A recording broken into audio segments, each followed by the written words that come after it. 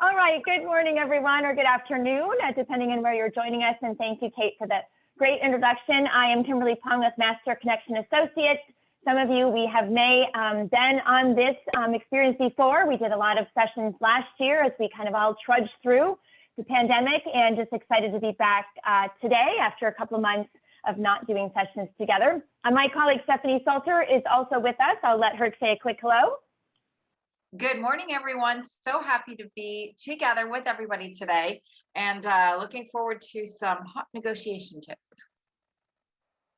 Exactly. All right. So we are going to just jump right in, but let me just do a couple little housekeeping notes. We are a small enough group, although we are growing here as the minutes tick by, but really want to encourage your participation through this. So we have a lot to share in the hour, but we want to certainly get your insight, your questions, your thoughts, best practices that are working for you right now, challenges that you're working with you. So we're going to utilize that chat feature quite a bit throughout. So if you can find that chat button, and then we'll be asking you some questions throughout, and then you can utilize that to share your questions. Also, you can raise your hand through the reactions. So if you don't see the reactions tab right on your menu right now, you can go to the more with the 3 dots, and that drop-down box, you should see the reactions, and then you can, of course, give a little clap, or you can give a little, hand up. My hand is raised, like I have a question. Those are all great ways to let us, Stephanie and I, know if you have something to share or something to comment on. But we are going to talk today about selling value and holding rate. I just wanted to start with some, I think, really great statistics that we're seeing coming out of the groups and meeting industry.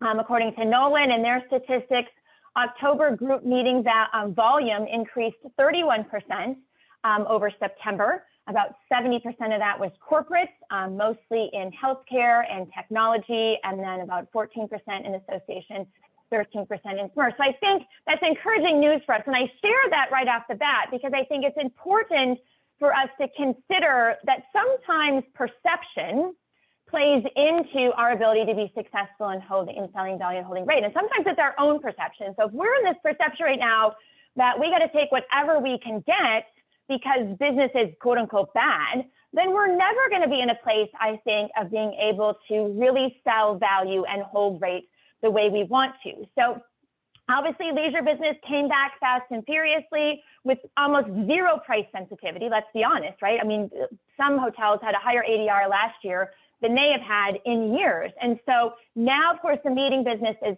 slowly coming back in advance of even the corporate transient business.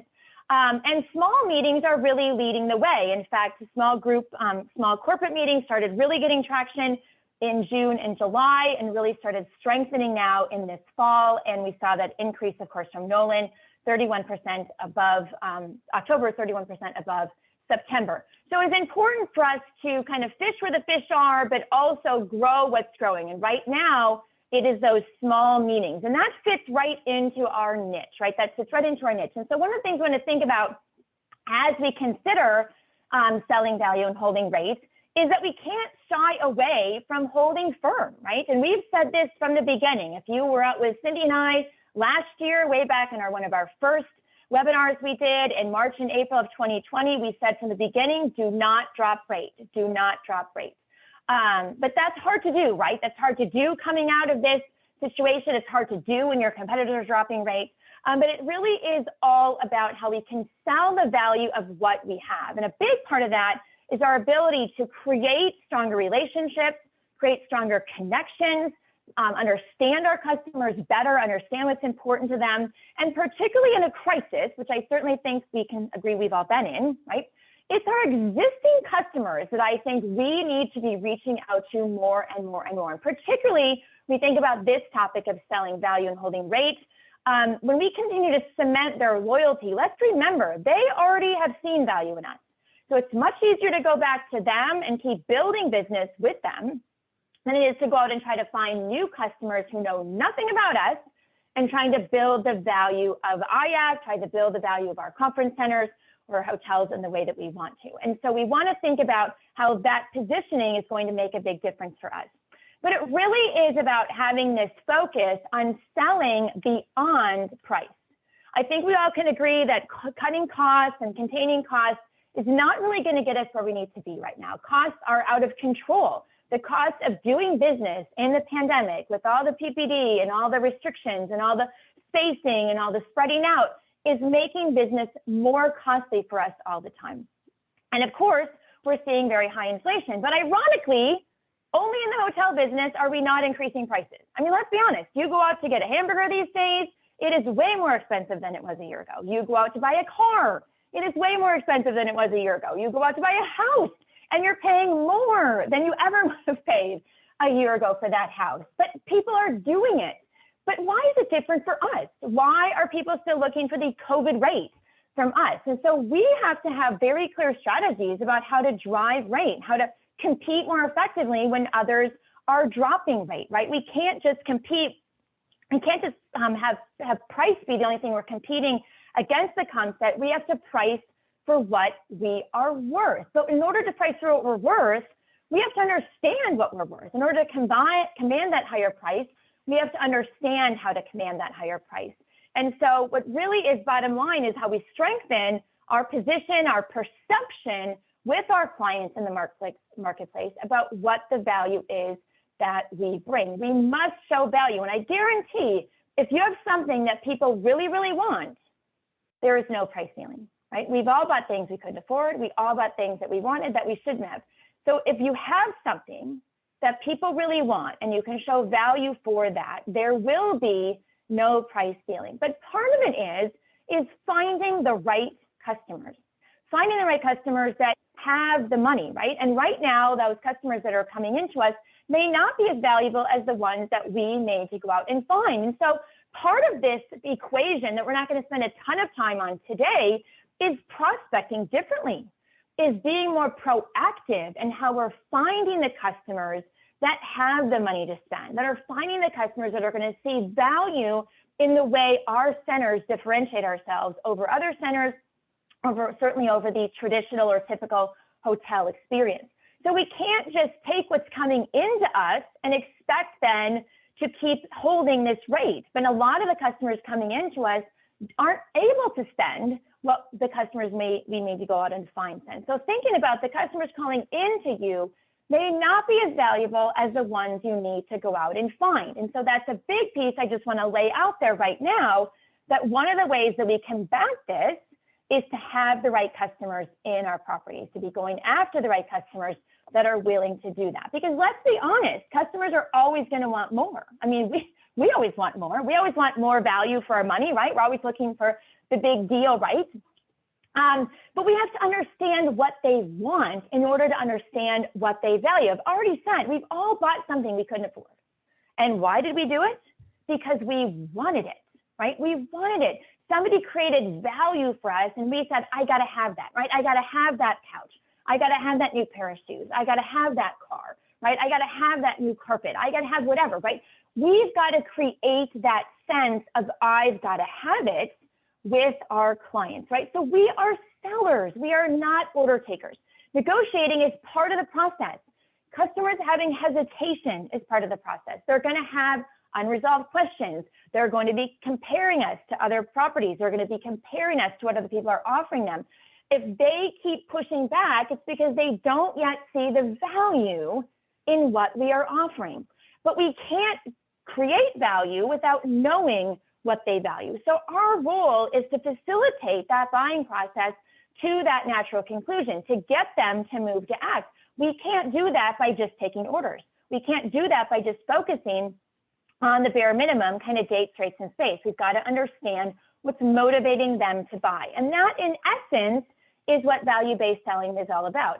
The market is more competitive than it has ever been in the past, right? We're not just competing with other conference centers, other first service hotels, but let's be honest, we're sometimes competing with limited service. We're sometimes competing with condo facilities who are renting out their spaces for people to do meetings and do events.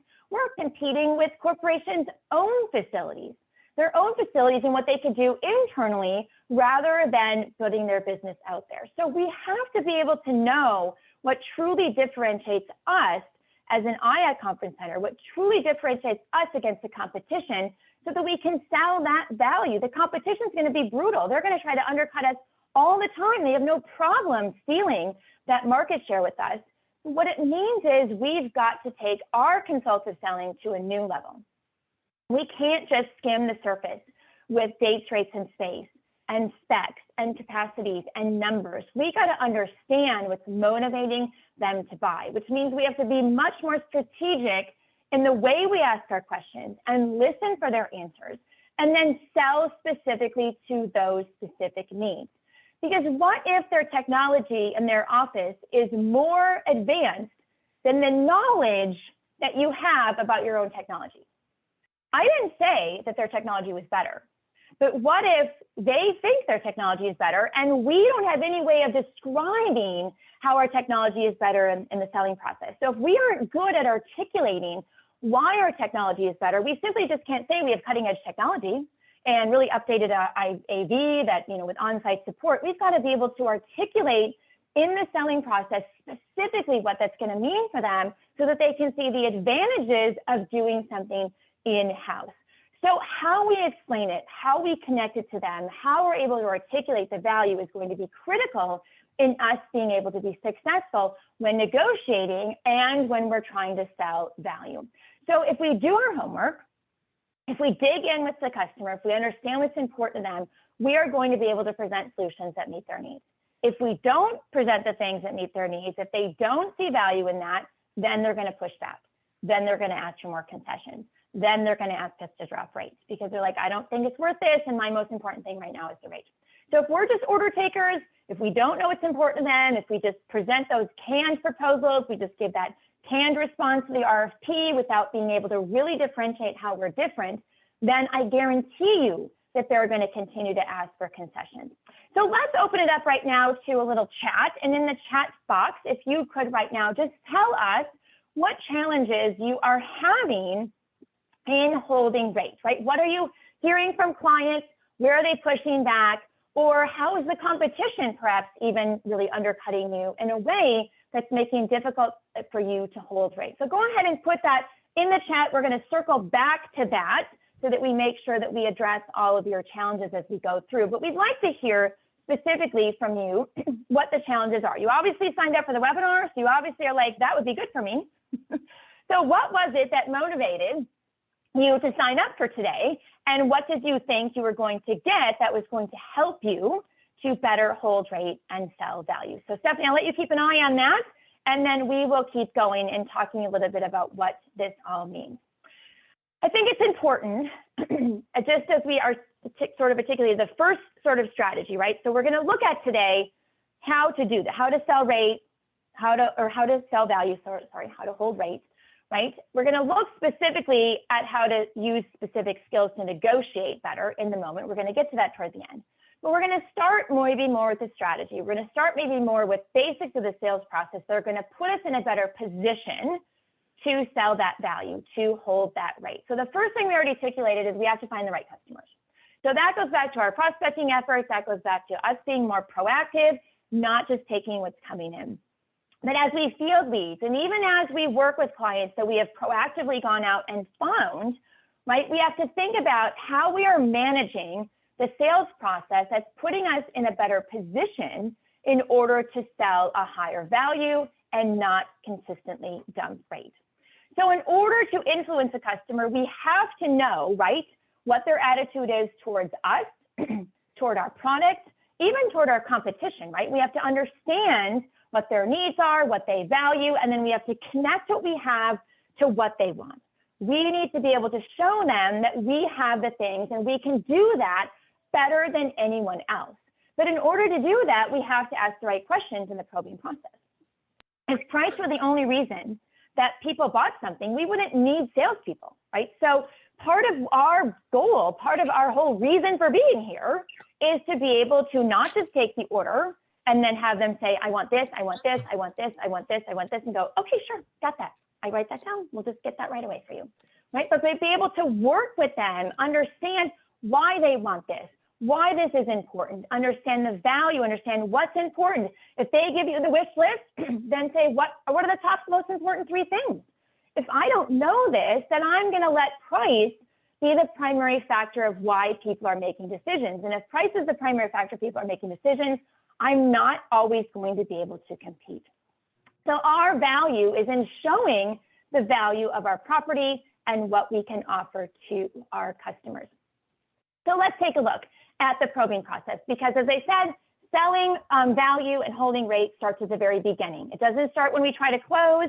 It doesn't start when they ask for concessions. It starts at the very beginning, when we first have that conversation with them. And our ability to be a more consultative seller, right? To ask the right questions and to find out what is important to them. And so in doing so, I don't see anybody coming in with their challenges yet, Stephanie. So we're just going to keep digging in. So to do so, our goal really is to find out what our customers want before they ask for it. And that means that we have to be an advisor. We have to be that consultative seller. We can't just take the order. And so if you've been through one of our sales training before, you're probably familiar with the probing process. I'm just going to go through a couple of key elements of this probing process, because it sets us up for understanding better what our customers value and what's important to them. So if you just take a quick look at how we design this, it is a funnel, and it is a funnel on purpose, right? Because at the beginning of my phone conversation or any conversation I have with a customer, even with an existing customer, right? My knowledge of what their needs are, which is on the left-hand side of this funnel, and their knowledge of what I can do for them, there's a big gap, right? I just started a conversation with them. I don't know very much about them. So there's a very wide gap at the beginning. Now, in order for us to sell value, we have to understand what our clients value, and that's on the left-hand side. So think of that on the left-hand side, what they need and what they value is on the left. Yes, oftentimes what happens when we're selling, if we're in this more order taker rule, right? I start selling before I really know what they value. So I start sharing my features. I start dumping on them what I can do, how great our space is, how amazing our conference planners are, how beautiful our ergonomic chairs are and our hard surface desks, right? I sell those features because I love them and because we know it differentiates us, but that may not be what they value. That may not be what they need. So I can start selling what I have and what I think I value and what I think they're going to value until I know what they value. So at the beginning of that conversation, that gap is really wide. And the goal of the probing process is to narrow that gap, that we're asking the right questions and positioning our questions in the right way to understand better what is most important to them. And then when we have that information, we can sell all the things that differentiate our properties, all the things that differentiate IACC, and position it in accordance to what they value. So it is all about us asking better questions, taking control of the conversation, having confidence to move past, well, just give me the availability, or can you just tell me how much it's going to cost? Absolutely. But in order to do that, I need to ask you just a couple of questions. So taking control of that process is going to help you deliver better results and go beyond just dates, rates, and space, as we certainly know about that. So let's just jump in. Oh, let me just go back really quick. So we start with that positive opening, we greet, we have, we get to know them, we have a little small talk. So let's focus on the types of questions we should be asking. And that is the broad probing and the focused probing questions. So the broad probing questions are those open-ended questions that we should be asking to get the customer talking about themselves, their program, their event, their meeting, their attendees, the things that are important to them. So we ask really big, open-ended questions to get them talking, to get them to start figuring out what's important to them. And I think most of us are pretty good at this. In fact, why don't you go ahead right now and in the chat, put in some good questions, the good open-ended questions that you ask your clients at the beginning of this conversation to get them to open up about what's important to them. And I'd like to see a couple questions for sure. We have a couple examples for you here.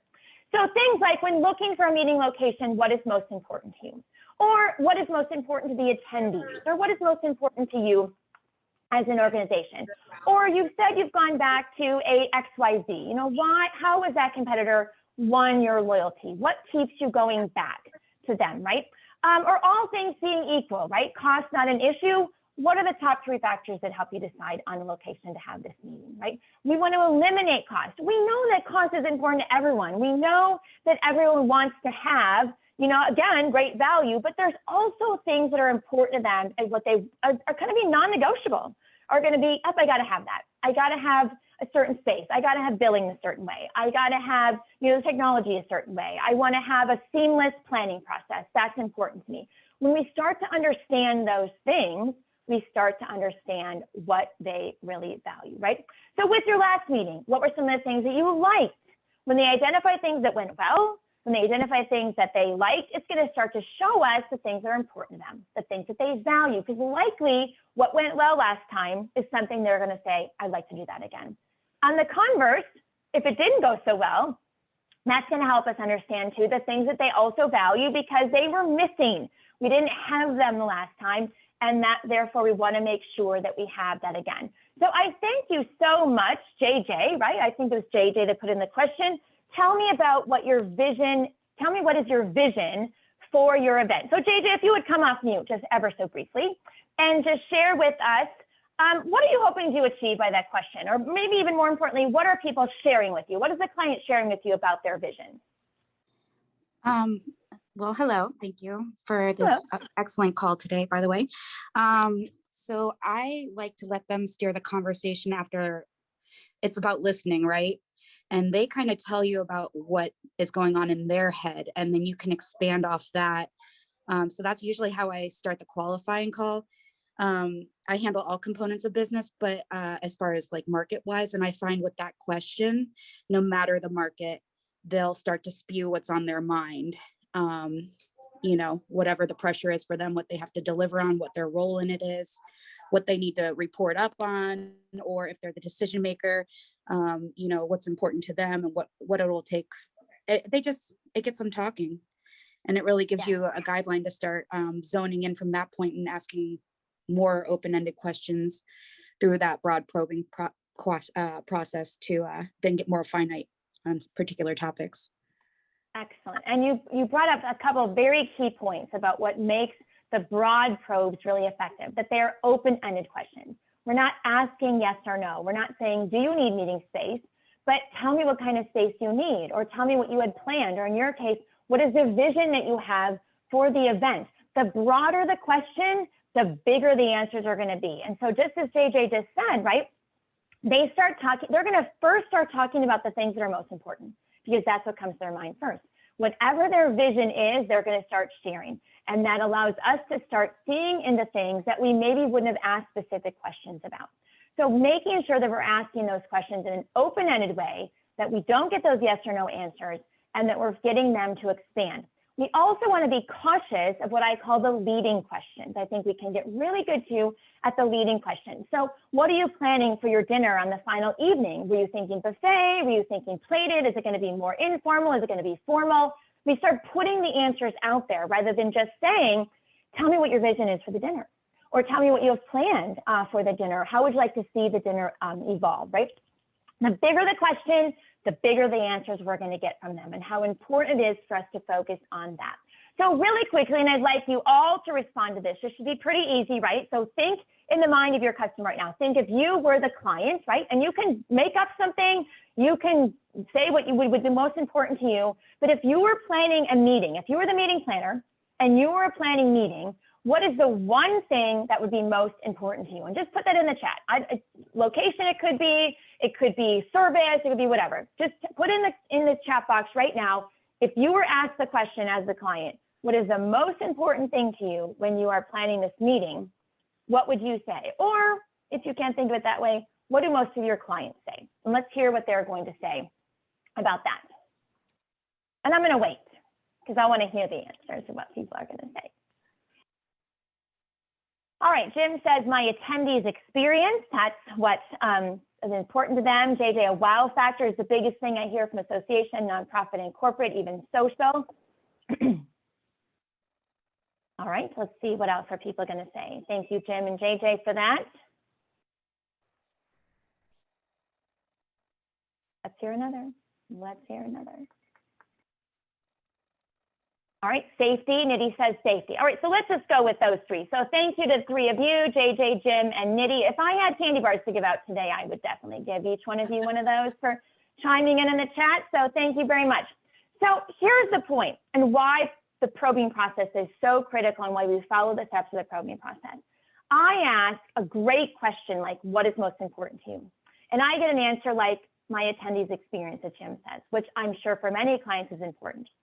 Often what we do as salespeople is I just start selling how we can make that attendees experience just amazing. So I go, oh my gosh, well, this is what we can do to make the attendees experience so meaningful. We have these beautiful spaces with no air walls, very acoustically sound. We have outdoor spaces that they can do on patios and do meetings here and really unique settings, right? I start selling what we can do. But do I really know what Jim meant by my attendees experience?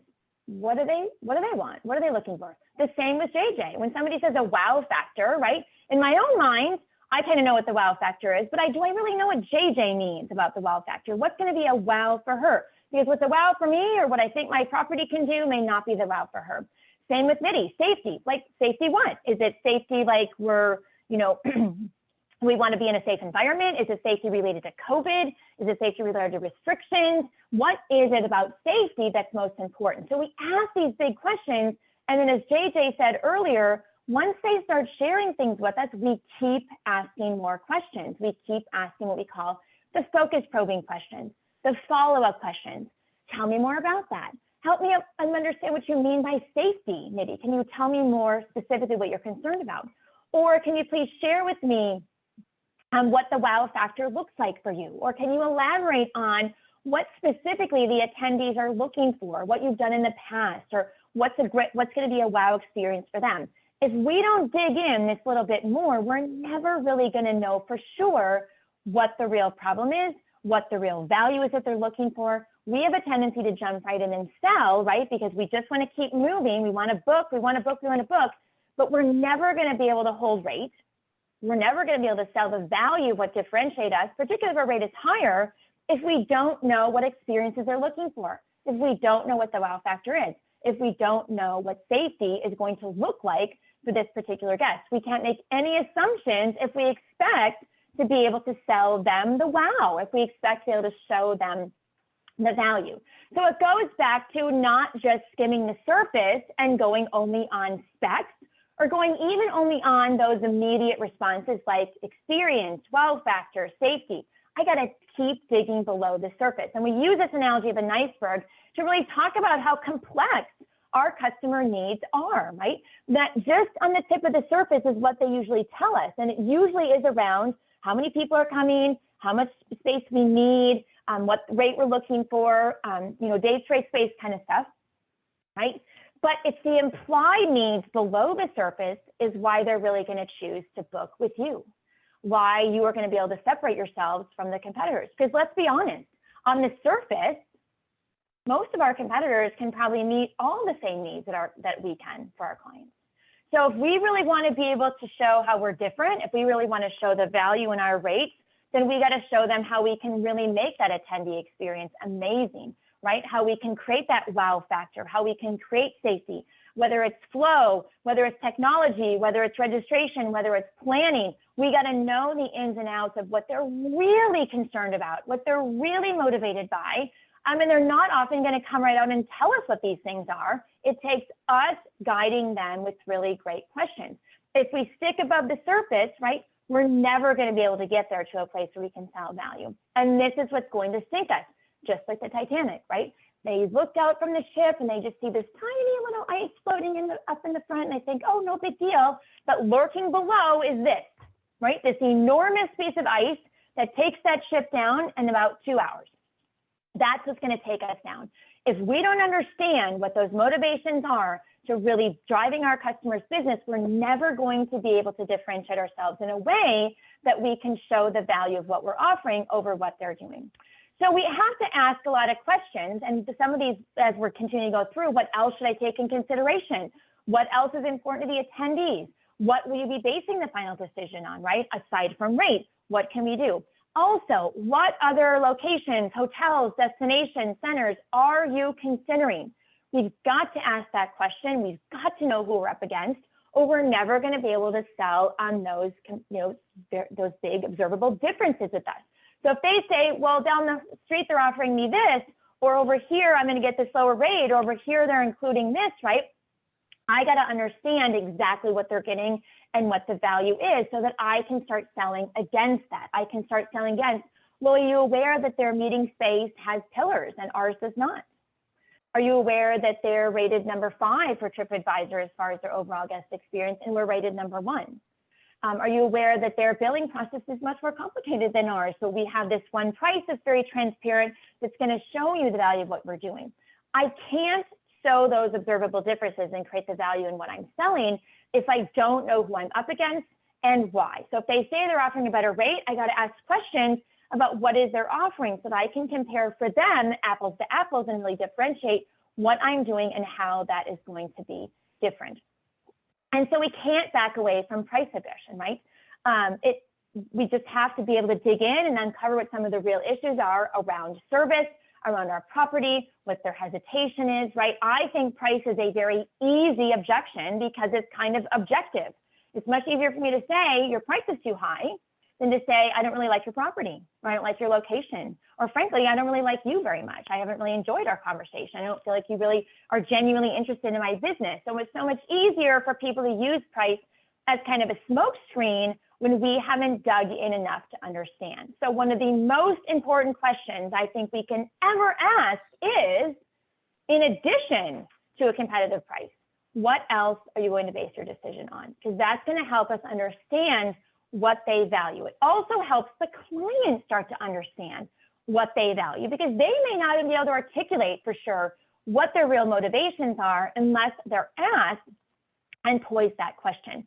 So I'm going to give you this challenge to think about after we get off our session today, is to think of a recent negotiation that you had that didn't go well. Think of a situation where you dropped the rate. Think of a situation where you felt like you were just up against it, constantly being able to sell value to a specific customer.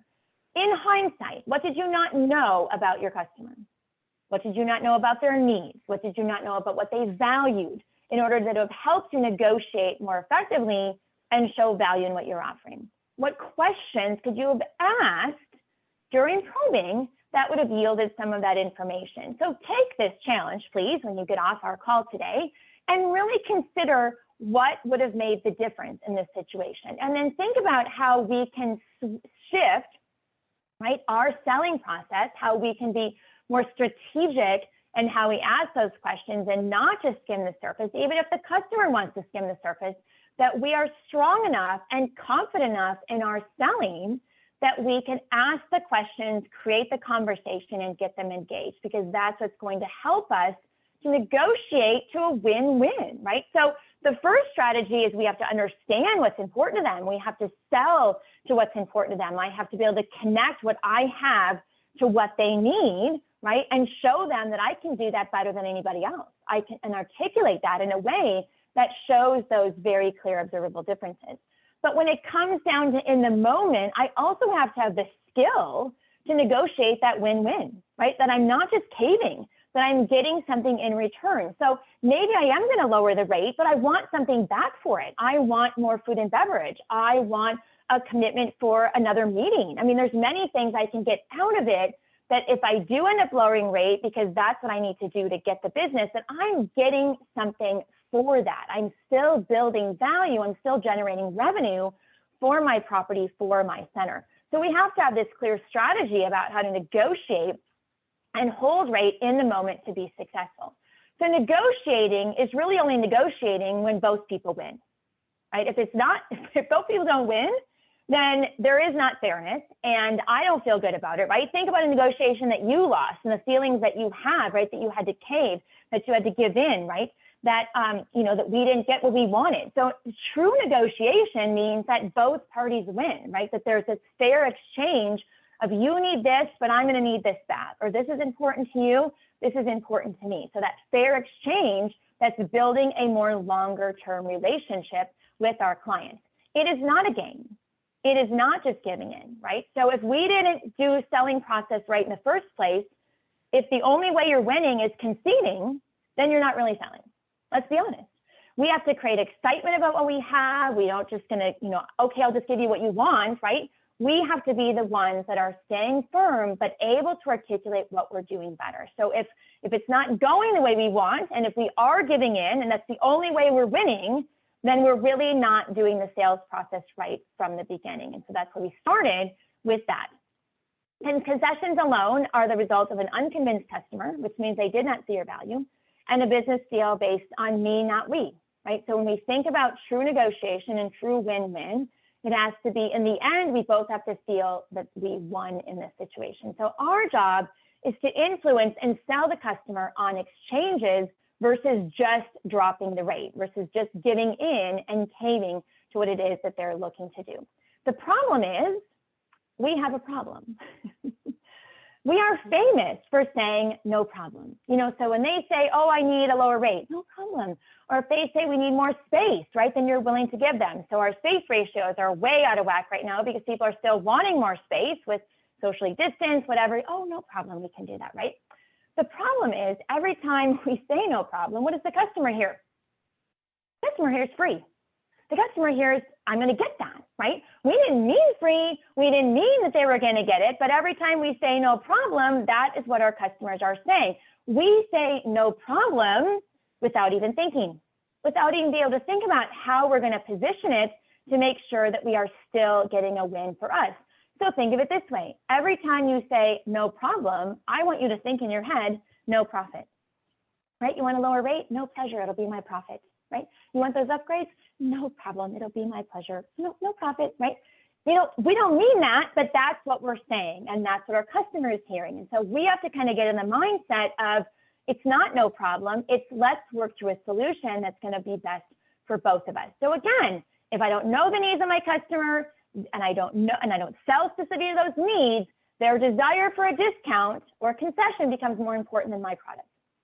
If I'm not getting from you what's most important, right? If getting something from me is more important than the experience you're going to have at my property and staying at my conference center, then I haven't done a good job of selling in the first place. Because now as the customer, what you want from me is more important than what I can give to you. So if we didn't probe and we didn't build a relationship and we didn't understand what's important to them, it's going to be very difficult for us to do that. So we have to be prepared, right? We have to, that probing process prepares us so we have a complete understanding of their needs, what they want and what they don't care about, right? We got to know what they don't care about too. We often are offering things that they absolutely could not care about because it's not part of what's motivating them to buy. So we have to know what they want. We have to know what they don't want. We have to know our competition, what they're offering, what they're providing, what they're giving, what their differences are, how we're better than them. So we have to know our competitive advantages when we're doing this. And we have to sell on those competitive advantages, right? So we have to sell that our spaces are purposely built to support meetings and conferences, not just pop-ups and, breakout walls and, ballrooms that could be a reception one day and a meeting the next day. We have to sell those differences. We have to sell the differences in our chairs and our setups and our tables and our technology. But we have to articulate why it's different. If we can't talk to why it's different, then we aren't going to be able to show the value in what we're offering. So we have to know what the competition is offering. We have to know how we're different. We have to know to articulate what those differences are. We also have to understand what our limits are. So I think going into any negotiation, you have to know what is your walkaway price. You have to know where you're not going to go any further, any lower. And that's a discussion you constantly should be having with your team, with your director of sales, the GM, that we have an understanding of this is, when we get to here, we're not going any lower, right? We're not going any lower on this. And what you are able to offer in exchange when we do get in those situations where we want to negotiate a little bit more. So we have to understand what issues are going to come up, what's important to them, so that we can focus on what we call the quid pro quo. Right? The quid pro quo is getting something for something else. So it's this for that, value for value. So yes, I can lower that rate if you would go ahead and bring that dinner back on property that you were planning to do offsite on Thursday, right? Because now I'm generating revenue through the dinner. Even though I'm lowering the rate, it still is a win-win for me. That is a value to exchange. That is a this for that quid pro quo. In order to do this, I got to know everything that's important to the client. I got to know everything that they value, sell to that value, and then I got to know what I'm going to ask for in exchange. That's not just going to come to me, right? So what am I going to ask for in exchange? So this takes preparation. This takes planning on our part. We know what they're asking for. They're asking for lower rates. They're asking for upgrades. They're asking for no rental. They're asking for special amenities, commissions, favors, whatever it is, they're asking for that. But what are we going to ask for back? right? So one, we just sell value to begin, but also we have to create value, and I'll give you this, but in return, I need this, because that lower rate is valuable to you, But what's valuable to me is maybe we can shift our dates a little bit, or maybe I can guarantee more volume from you in the future, or maybe we can agree to a food and beverage minimum that's going to offset the lower rate that I'm asking for. So you value the lower rate, but what's going to be valuable to me is if we can shift those dates. If I don't even ask about shifting dates, if I don't even ask about flexibility in dates, I'm never going to be able to position myself to say, well, this might work better. How would this work for you? I can offer you this more valuable rate, but could we shift your day? Could we come in a day earlier? Could you shift to the week later? Are you flexible in doing this, right? So we're not just giving away, we're exchanging to make sure that we come out with a win-win as well. So what we're going to do right now is we're going to put you in some quick breakouts. I know, really revolutionary for us.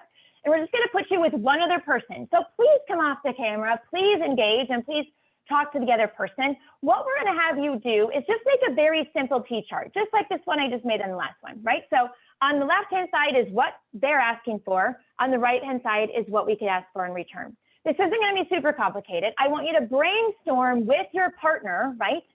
What can we ask for? We know what the customers are asking for. So what can we ask for? So just take 3 minutes in a breakout to just talk together, maybe 5, talk together with your partner.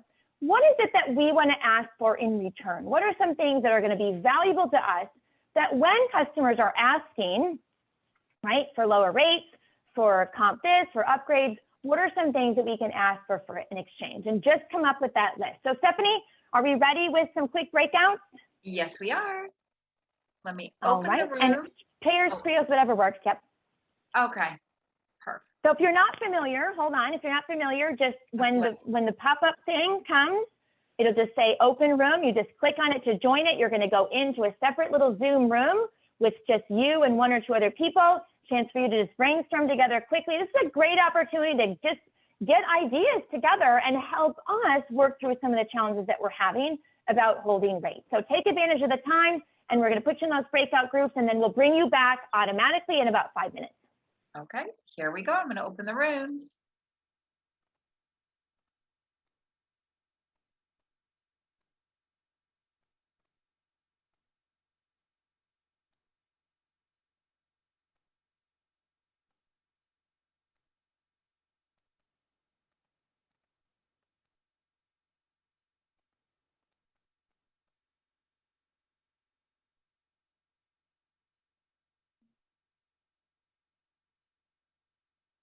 Okay, me too.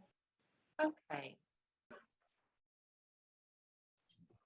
I was just telling Nancy maybe needed more time. I can always tell when the conversations are good because people don't come right back from the breakout. They wait for us to bring them back. So that was really good. So let's just hear from a couple of you. I think it's just good to hear what some of the things were that you came up with. So anybody want to volunteer some of the ideas they shared with their partner or their trio about what we can be asking for back in return or to create really value for us and sense?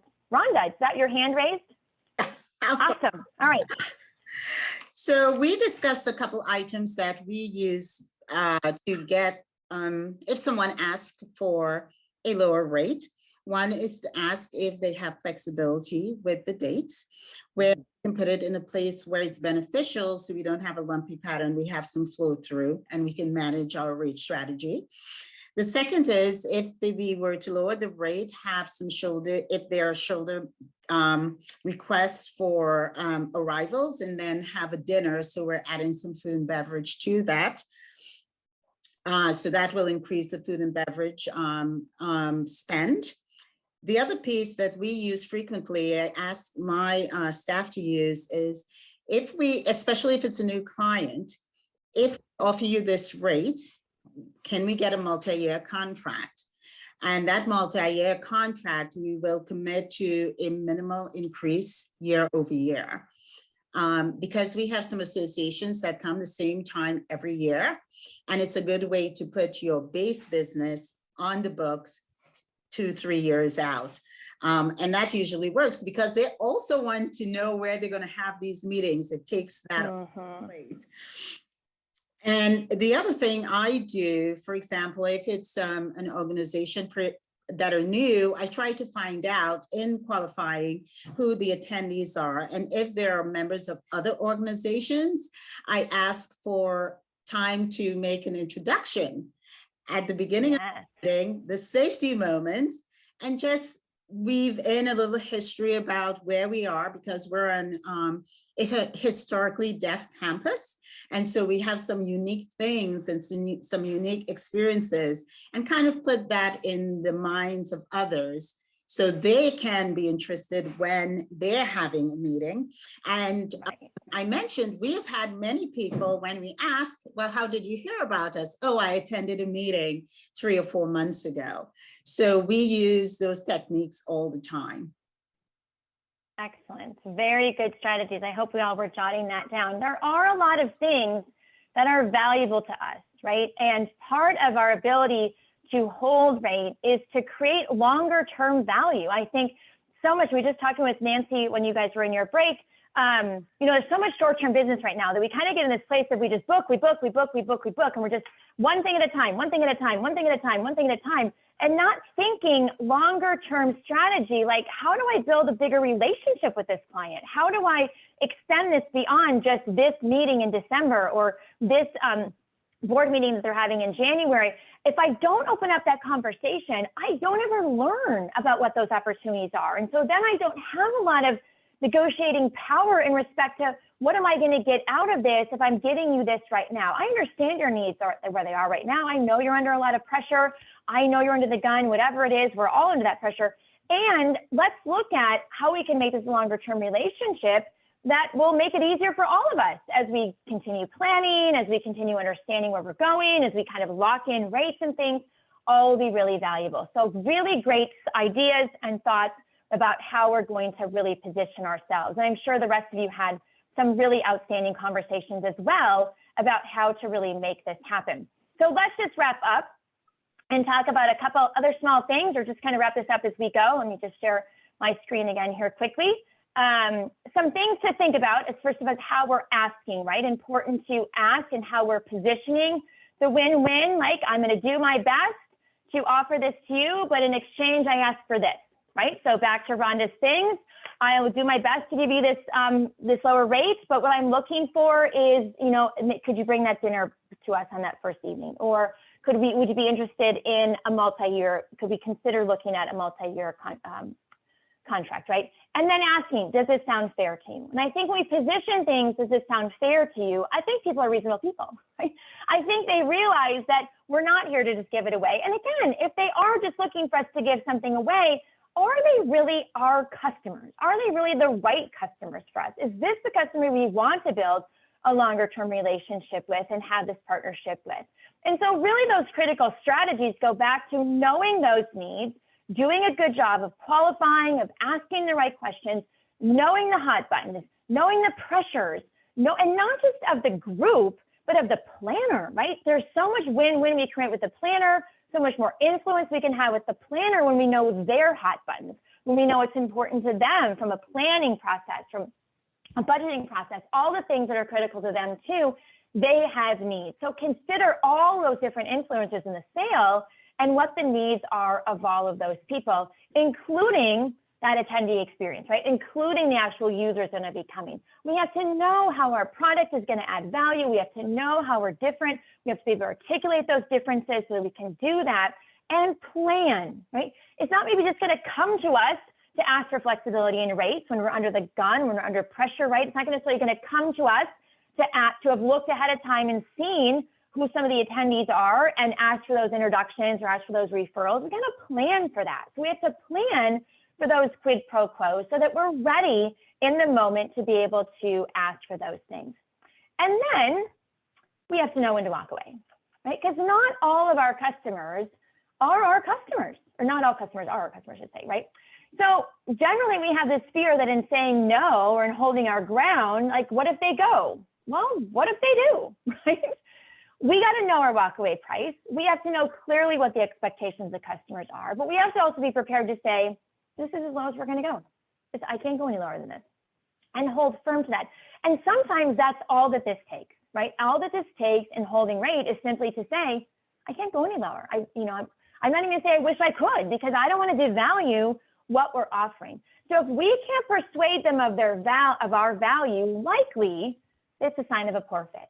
But then if it's not your customer, then we have to go out and find another one, right? So we have to always be thinking of, I'm going to say no to this because this isn't good business for us, or it's not going to be good for us to drop our rate like that and to really devalue what we can offer. But it does mean then I'm going to have to go find somebody else to replace that business. So it goes right back to our ability to be proactive in our strategies about how we are building the right business with the right customer that's going to be willing to pay our rate, that's going to see the value of what we provide from a sales perspective, from a planning perspective, from a meeting and design perspective, from a food and beverage perspective. There are so many things that differentiate us as an IACC conference center that we can sell to, but if they don't see that value, we can't persuade them of it, they're likely not the right ones for us. So any final questions before we wrap up our time together today? I've so appreciated the engagement. I love that you stuck on with the breakout, so thank you for that, and hopefully you got a lot out of that brief conversation that you had with your partner. But are there any other questions I can answer? We never got any challenges. I don't know for sure. I want to make sure we get your challenges. Any other questions we can answer today before we sign off? No? All right, then let me take this opportunity. I know Kate would want to make sure I did this as well. The next session is coming up in December. It is also going to be led by MCA. I think Cindy Novotny will be doing this one. So we're going to be talking specifically about how to inspire more meetings using the IACC resources. So if you'd like to go ahead and sign up for that, you can do so at iacconline.org/events. And we look forward to seeing you then. So thank you so much for your time. I wish you a great weekend coming ahead here soon, and the best of luck for the rest of 2021 and into 2022. Take care, everyone.